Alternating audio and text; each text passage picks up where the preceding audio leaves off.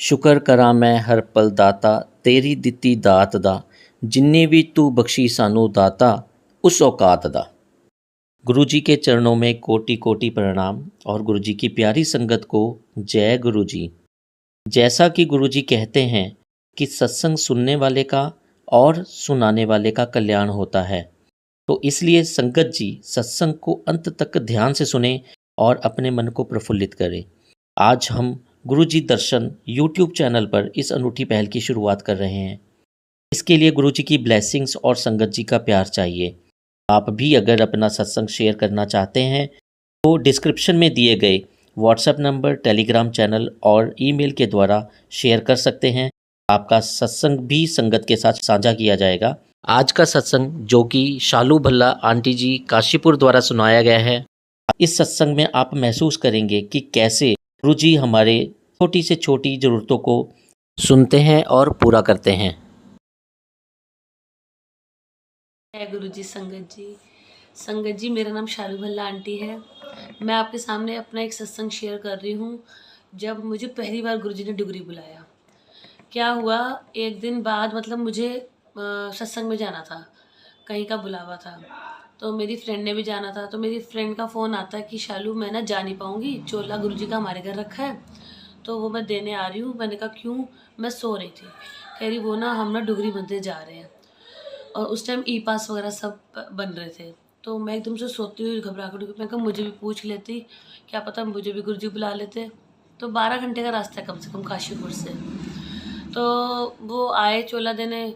मेरा दिल बड़ा अजीब सा कि काश मैं भी चली जाती। कभी मैं डुगरी मंदिर नहीं गई थी उस टाइम तक। तो वो आके बैठे तो ई पास का बहुत वो था। कह रही अब तो स्लॉट्स फुल हो गई हैं, क्योंकि उनके साथ किसी ने चंडीगढ़ से जाना था, उन्होंने भी कर रखा, अभी अप्लाई, अभी फाइनल हुआ नहीं है उनका। तो मेरे हस्बैंड नीचे से ऊपर आते हैं राज, तो मैंने उन्हें बताया। तो मैंने कहा हम भी चले जाते ना। वो पहले तो मेरा मुंह देख रहे एकदम से कि एकदम से प्रोग्राम बनाना, शाम के 5 बज रहे थे और सुबह सुबह निकलना था उन्होंने 5 बजे। तो मैंने कहा, वो अंकल बोले जो जा रहे थे कि अब तो स्लॉट्स फुल हो गए शालू आंटी। लेकिन मैंने कहा अच्छा।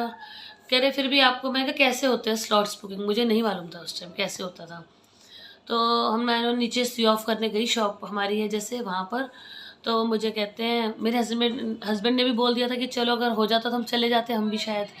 तो यूँ ना सड़क पे हम खड़े हुए, मैं उनके पास खड़ी हूँ, उनकी वाइफ खड़ी, मेरे हस्बैंड शॉप पे बैठे थे अभी।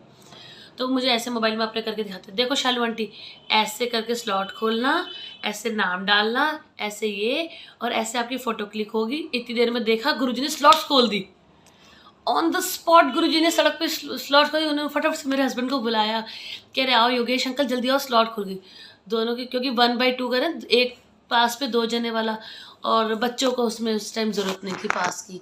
तो गुरुजी ने इतनी मेहर करी, जैसे हमने करी उससे 15 मिनट बाद हमारा अप्रूवल आ गया।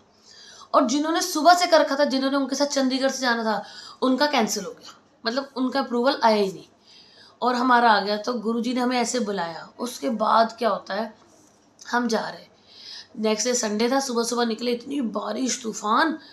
बस मैंने कहा गुरुजी ले चलो, यहाँ से तो निकालो पहले। चले गए। अब रास्ते में क्या होता है, मतलब मुझे याद आया हाँ कि आज ना गुग्गा, जैसे सावन के महीने में गुग्गा डालते हैं, मैंने कहा हाँ आज तो गुग्गा था, गुग्गा डालना था, जो पंजाबियों में रीत है।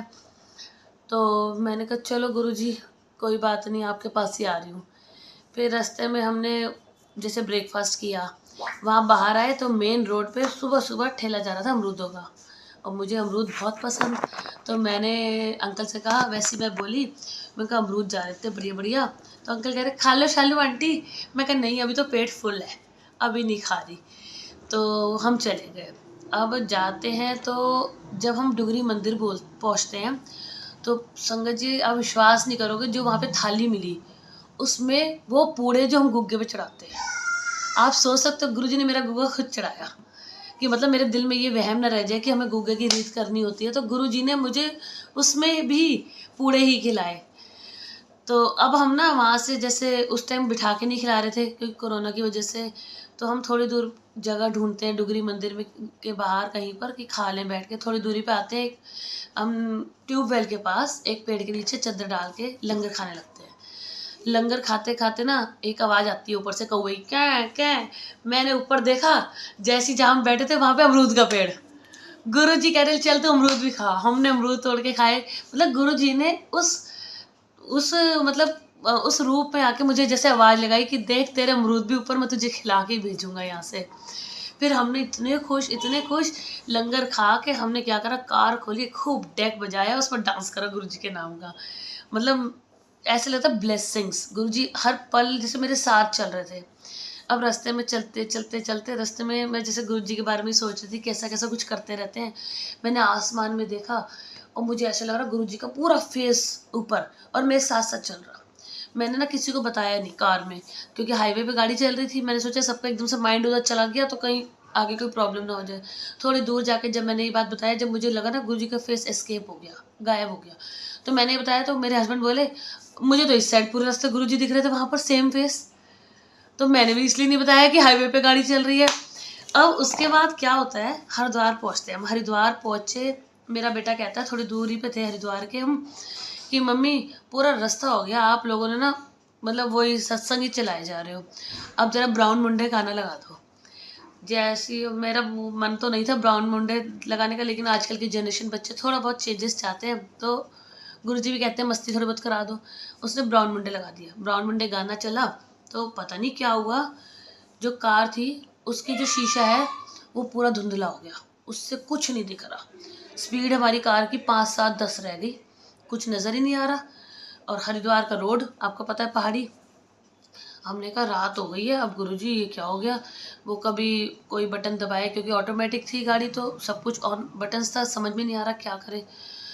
तो एकदम से मेरे मुंह से निकला, मैं कहा और लगा लो ब्राउन मुंडे। मैं गुरुजी का भजन लगाओ अभी ठीक हो जाएगा सब कुछ। इतनी देर मेरे हस्बैंड ने क्लिक करा गुरुजी के भजन के लिए, एकदम से भजन कौन सा चला, पार लगा दे गुरुजी बेड़ा पार लगा दे। जैसी ये भजन गुरुजी का शब्द चला, संगत जी आप मानोगे नहीं, पूरा शीशा साफ बिल्कुल क्लियर हो गया। और हम सब एक दूसरे को देख रहे कि ये हो क्या रहा है आज।